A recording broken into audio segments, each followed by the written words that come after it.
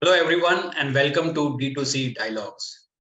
Today, we have with us Bhupendra Khanal, CEO and founder of Khanal Foods, especially Doxy Chew, the brand that we are going to talk about today. What is Doxy Chew? As per their LinkedIn profile, it goes like this: 100% natural dog treats, grain and gluten free, handcrafted in the Himalayas. Originating from a centuries old Himalayan recipe and perfected by us over the years, specially handcrafted doxy treats are made with 100% pure yak and cow milk, smoked and sun-dried to perfection for over 35 days for extra hardness and rich flavor. These chews are a natural favorite of canines across the world. An epitome of commitment and care for your beloved pet friend, Doxy Chew is 100% natural product, free from grain, gluten, preservatives, and artificial flavoring.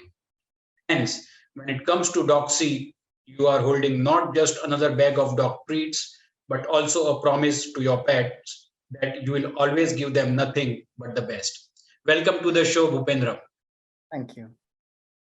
It is an interesting category, and after reading out this introduction, I feel motivated to ask you that with the long experience of being a startup entrepreneur and having exited a couple of successful startups in the past, how did come up with an idea for of a dog food product company? How did Doxy Chew come into existence?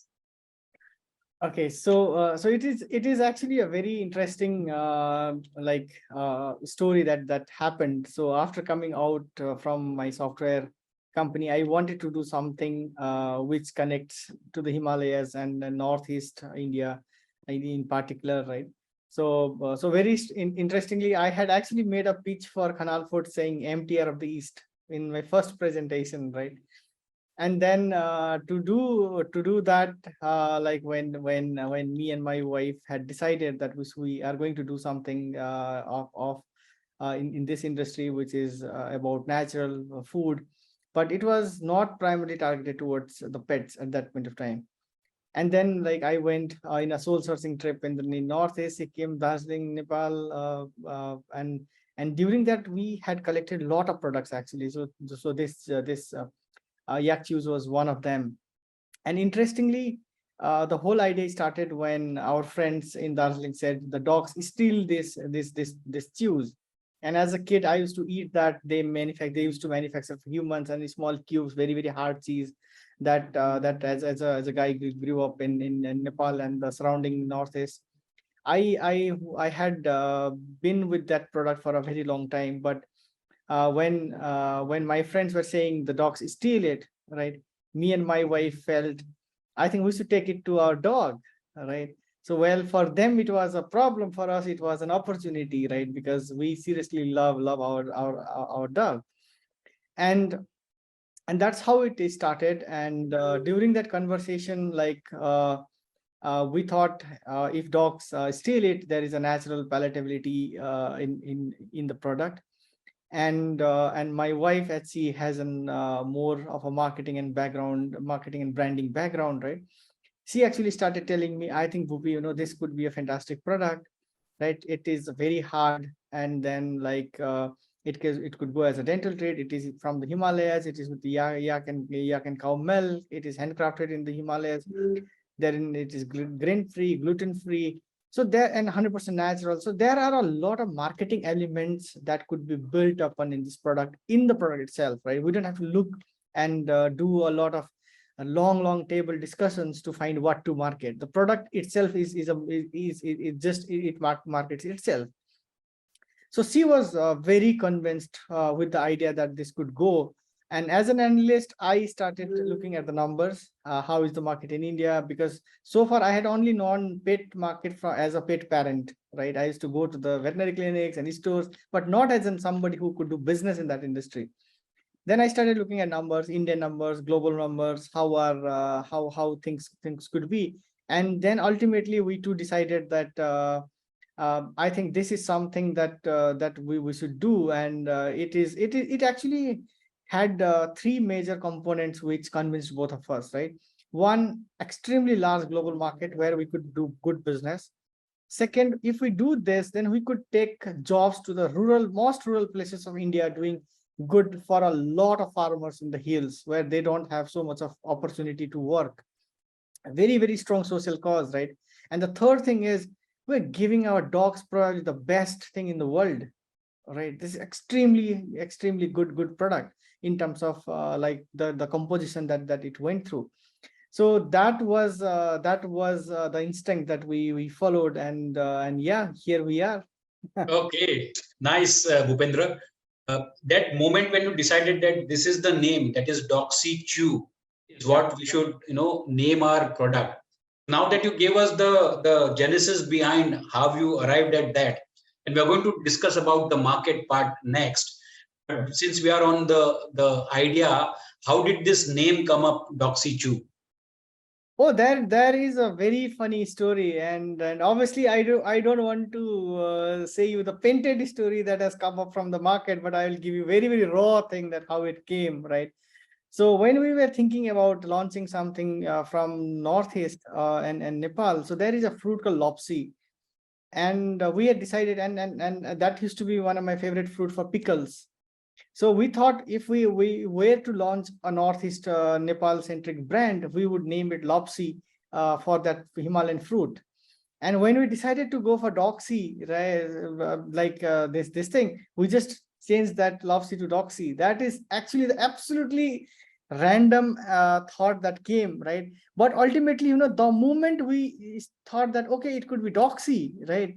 And we're launching a chew, then we all were surprised that we have got one of the best name possible in the industry, because now we have a chew whose name is Dog See and Chew, right? So ultimately, when we launched Doxy Chew, we all were absolutely happy that this is the name that we wanted to carry forward, right? So a lot of the people in the industry, they say that, oh, you guys have named it amazingly good, maybe use a lot of analytics to say Dog See and Chew, but that was not the origination. But I think what the name came very random way, but the last mile when we actually decided that let's take this name did have that component of Doxy and Chew. Now coming back to the three reasons that you mentioned, one of them was large global market. Yes. But if I keep the global market aside, when the Indian market is extremely humongous. Absolutely. Now, what kind of math and what kind of strategy you had in mind at that time? Are you going to create this brand for India or for the globe? Okay, so see, what I have always believed in, right? Whether it was in my analytics company or in software company or in Doxy, right? I have always believed that it's almost difficult and almost impossible to build an Indian brand. Okay, and I tell this with extreme conviction, because whatever we do in India has a global competition at the door, right? India is a country where most of the packaging is in English. We don't have localized packaging, so any global company can come and start selling, right? So when we think about only launching in India, we are probably asking them to come and fight me, but I am not going there to fight them. It absolutely seems unfair to me, right? So whenever we think or we discuss in the roundtable, whether at a time when me and my wife discuss, only two of us were there, or then when we have a broader team today, or when we have investors, right? I always insist that we can only build a global market, global business from India, because that is where I have a very strong conviction in, right? Now, when it comes to Indian market, right? See, I am a absolutely persistent and patient entrepreneur, right? I can wait, right? I don't go very hastily, just go burn a lot of things, just try to conquer a whole world in a moment. I don't believe in that, right? See, my conviction was there, and in global market is used, right? And in India, people love dogs, right? But humanization of pets have not happened. So we are not building the culture of adopting dogs. We have adopted, probably the first country in the world to adopt dogs was India and Nepal, according to some of the history, right? We always have dogs outside. If you go to hills, if you go to villages, people feed their dogs outside in the street. Everywhere dogs are there. But what West actually did over a period of time is, when this service dogs, they introduced dogs to army, and then the service dogs were getting older. They actually took it to the home and kept it with them. So they actually kept the dogs inside their homes. And that is the culture that we are getting today, right? So for us, loving any animal or a dog comes absolutely natural. So I am hugely convinced that India will be one of the largest market in the world in next couple of decades, right? Probably will be a bigger market than US in next 20 years. But closer numbers when I see is, that humanization pace is increasing. So people have started to feed pet food products and not whatever they cook at home for themselves, right? And that also is either for quality or full nutrition or ease, or they are just too busy to cook at home, right? There are multiple factors that are happening. So the idea that we have is, let us build an absolutely high quality brand with no compromise on quality and the product, absolutely natural brand, absolutely good products for the pets. But let us not burn so much of money to push the industry and then try to conquer everything. So for us is, we want to be a significant player in India by 2025. So we're 2 years away from that. All right. So we just have a maintenance phase now. We are there everywhere. We're there in close to 1,500 stores in India.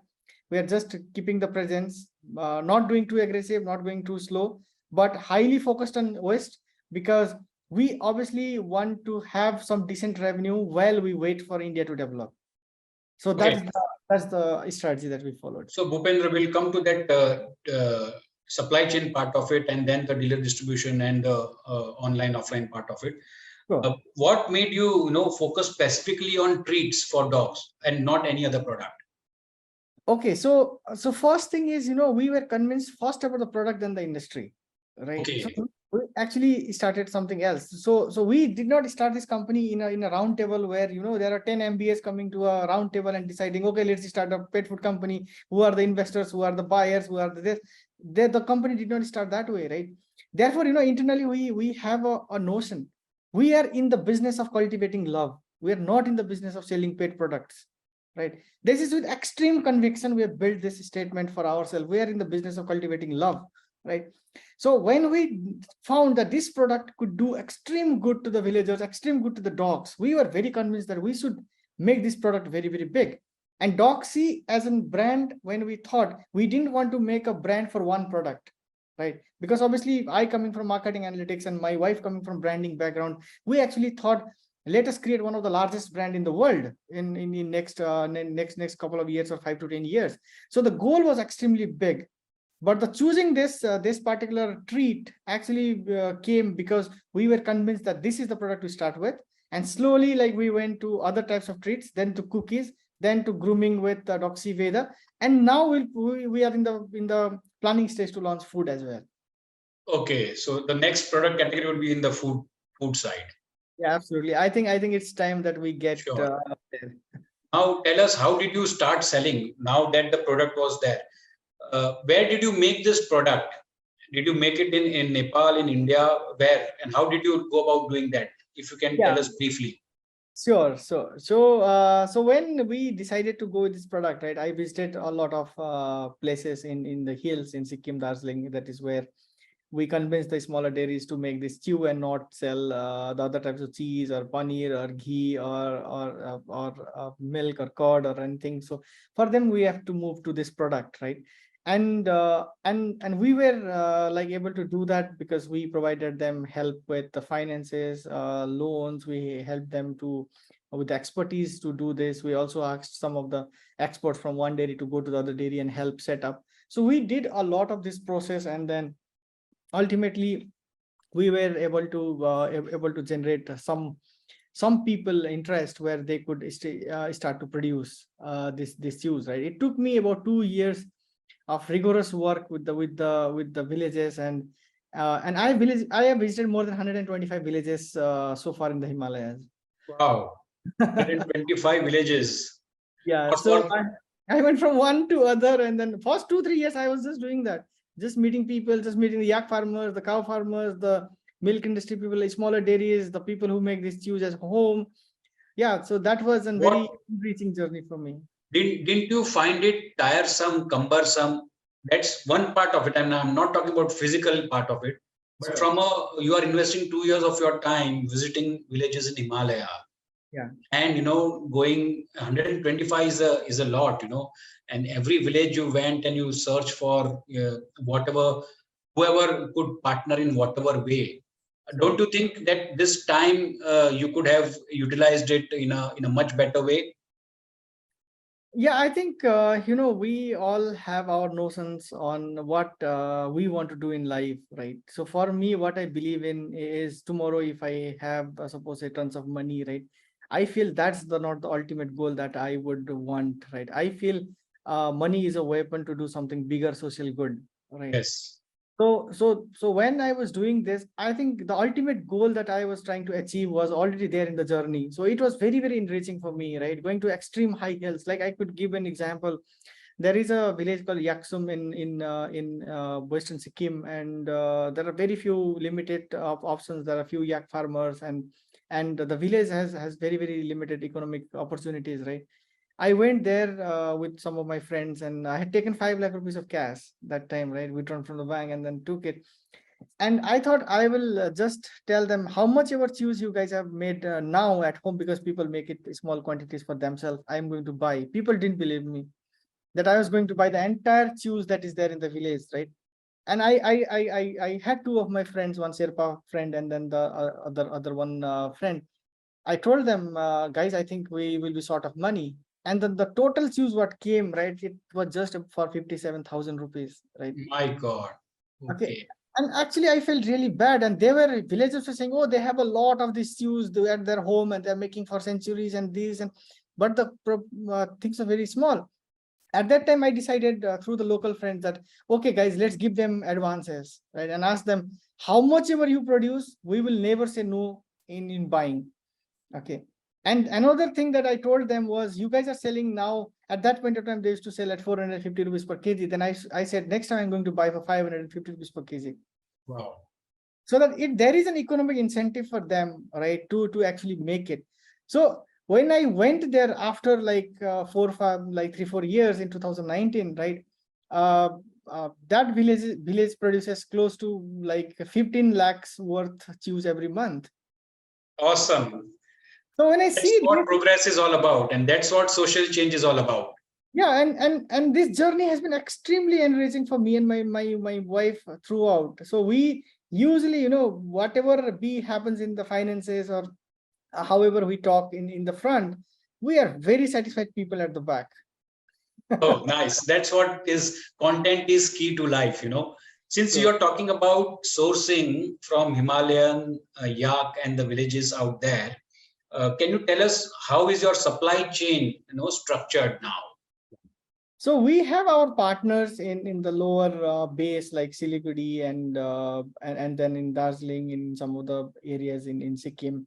So what they do is these guys go and collect from the villages, and then it comes in further collection, and then whatever we get is from few partners that we have in Siliguri, right? So that it is a very complex structure, but when we look at it, these are the local people who would go to each dairies and collect the chew, and then like it comes from one point to the other. It's mostly in the hub and spoke model.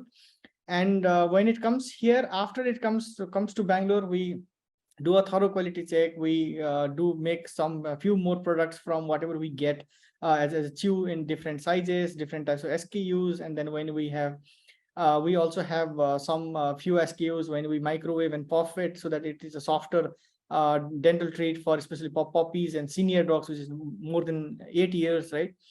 So we do a lot of that in Bangalore, but ultimately, like the supply chain that we have is absolutely raw, with the real people going to the villages, and then like working with a lot of villagers in the hills. So there is, a debate, growing debate between raw food, ghar ka khana, kibble, and non-kibble for pets. Where does Doc C. Chew stand in this conversation? Okay, we have taken a stand on natural food, right? Obviously, everybody will take their stand in different forms, right? So our thing is that, whatever we give, let us give it with real ingredients. Let us give it, and let's not use any byproducts. Let us give something which is healthy. Let us actually give the dogs what they actually need, and not anything that can be given to a dog and they will eat. So our thesis has been to give the absolute good in terms of their health. And whatever produce that we are producing today, or we are selling now, or we are there in developing new products with our R&D team. So our basis is that when we give any product to the pets, let us fulfill whatever their nutritional requirements are, right? Let's give them extreme healthy, that if we are giving them, let's not do any harm to the pets. So this is the two thesis that we follow. And mostly we started with treats. We went to the grooming products with Doxy Veda and Ayurvedic shampoo, and now we are launching food as well. But our thesis is that we are trying to build a brand with an Indian uniqueness, right? And that, so that tomorrow, when this industry becomes big, or we become big, we stand for something. Like a company from Brazil or US or Europe or South Korea cannot or will not do this, is to focus on something which is very specific to Himalaya, something which connects with the like Himalayan purity, and something that connects with our ancient medicine of Ayurveda, right? So when we are building a holistic brand about around natural products, ancient medicine, Ayurveda, and the Himalayas. That's the three pillars that we have taken. Okay, building a holistic brand. A Okay, health brand, I would say. yeah, yes. So now coming back to, so you did mention about your supply chain, the ethos of your company. Humanization of pets and business of cultivating love is a business that you are into. Sure. It's very impressive, Bhupendra. How did you start the marketing? And when I say you started as an online brand and then shifted to offline, or what was the first initiative that you took to ensure that Doxy Chew is first of all known in the market, and then obviously it's sold in the market? Yeah, so we took a dual approach, right? So when we made GTM, we were very clear while making the go-to-market is that we wanted to be present in all the major outlets in Bangalore, because we consider this Bangalore as our home, right? So obviously every charity, every good things has to begin at home. We are very strong believers of that, right? So we discussed with a lot of veterinary doctors in and around, and we took a lot of knowledge from them. We discussed with the pet shops. We started listing in them. So we have got huge amount of support from our community, pet industry community from Bangalore. So that was one focus. Then we slowly increased to other cities in India, neighboring cities like Chennai, Hyderabad, Mumbai, and then like go forward. That was one path. And when it comes to marketing, whatever like we aspire to become in 10 years or 20 years from today, but India is relatively a very, very small pet market, even today a $500 million market, which is 1/3 of Argentina, right? So we had to be very efficient in terms of how do we use our marketing money, right? So we then what we did is as my wife specializes more on digital and brand building thing, and even I do that in terms of analytics.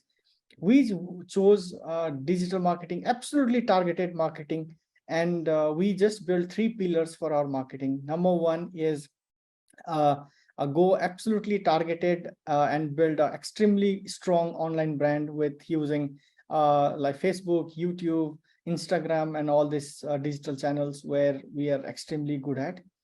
Number second, use a mix of online and offline sales, but then as we are more online friendly, so focus a lot on digital and e-commerce, right? And third is obviously pet parents and then the pet trade, mostly distributors, retailers would come to a lot of pet industry specific events So sponsor those events and have a booth in them, whether it is India or outside. So far we have also done about 14 events outside India so far in last 5 years.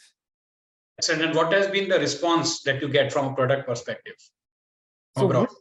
yeah, so it is a very, very interesting mix, right? So sometimes people get very nasty also, like they come, oh, you're selling some milk product for the dogs, milk is harmful for them.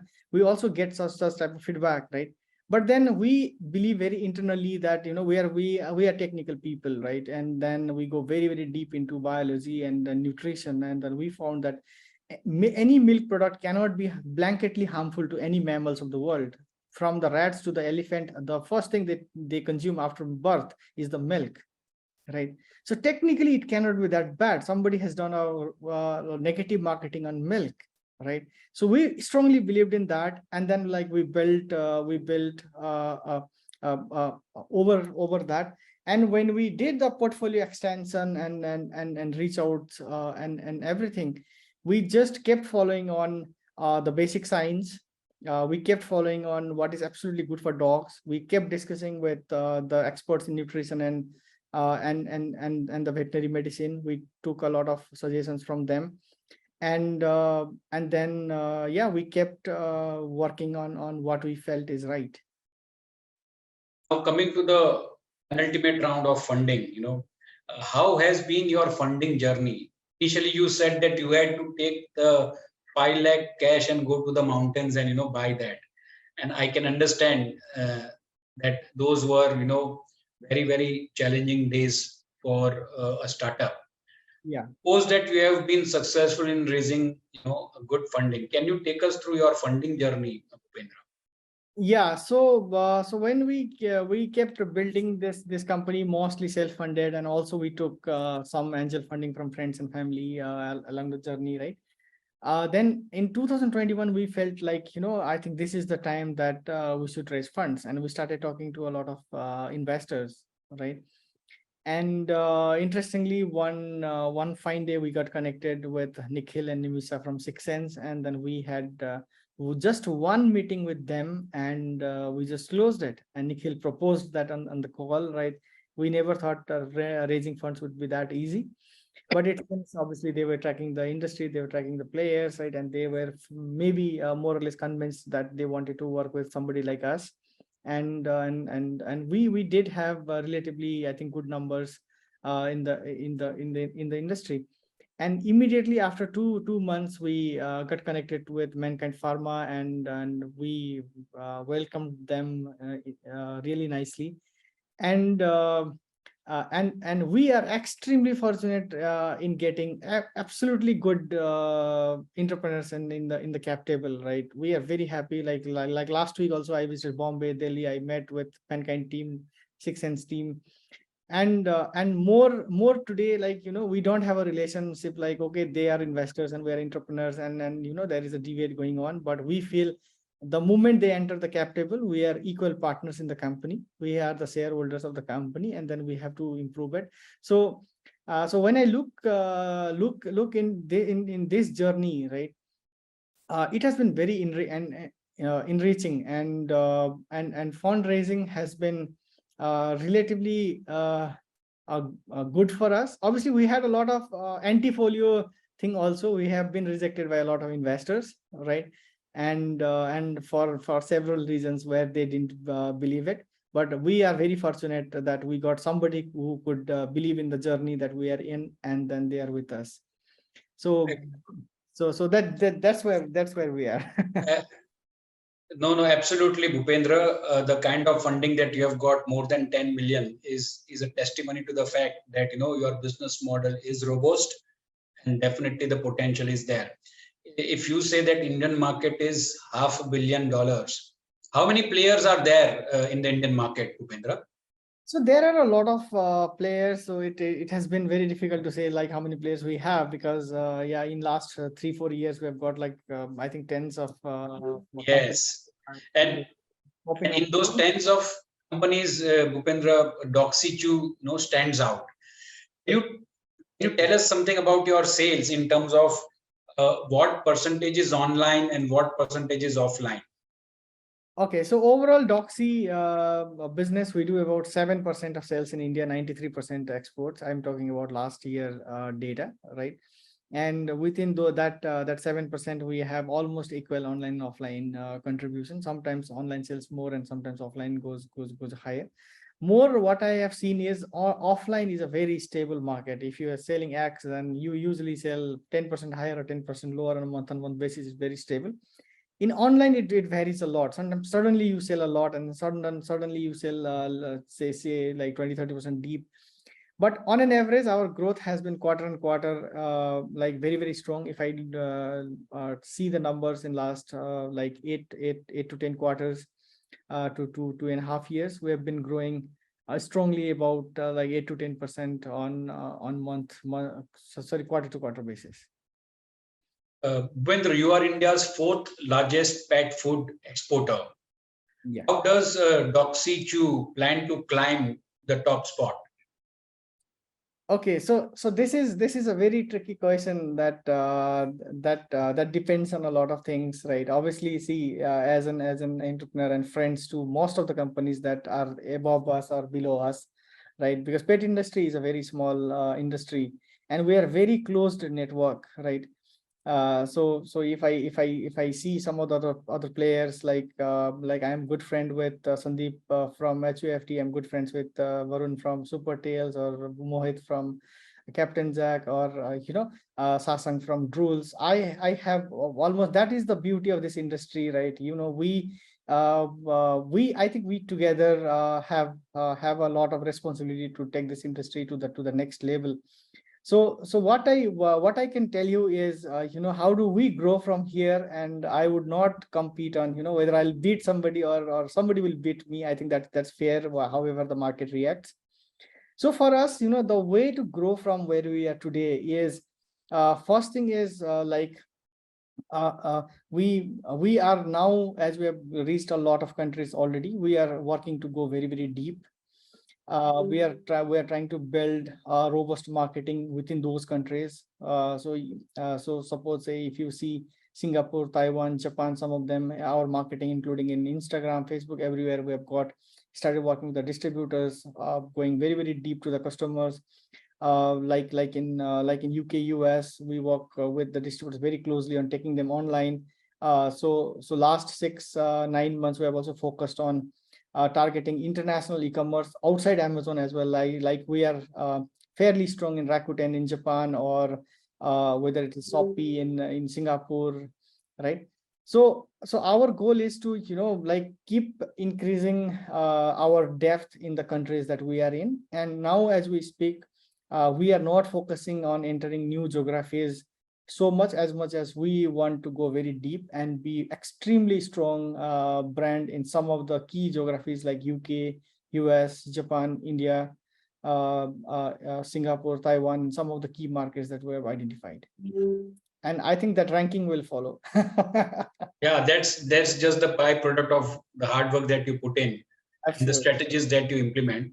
Okay, Bhupendra, you said you have visited 125 villages or more. But what was the actual need to visit so many villages? You could have done it with 5, 10, or at the most 15, 20.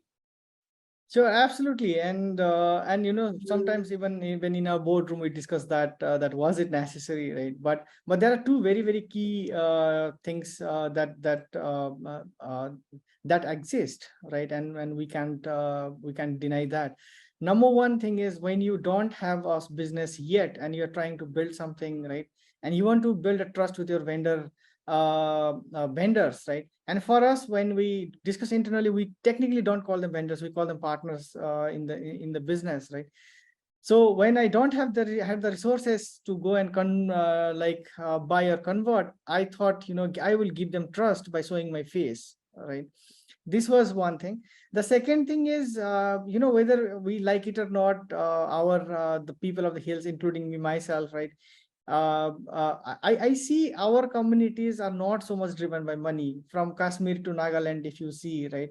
And they are more driven by personal relationship, care, and also it has brought a lot of different interesting things. If you see the crime rates in Himachal Pradesh or or in Sikkim, they are probably lowest crime rates in the world, mostly defended by the society themselves, right?